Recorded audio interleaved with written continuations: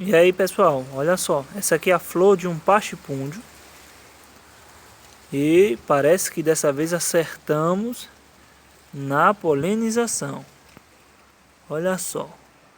Essas que estão mais vermelhas, acredito eu que pode vir as sementes, né? Eu tentei a polinização em 3 e essas 3 aí estão vindo aí com tudo. Espero que dê certo, né? Para que a gente possa aí ter sementes de pachipúndios, ó.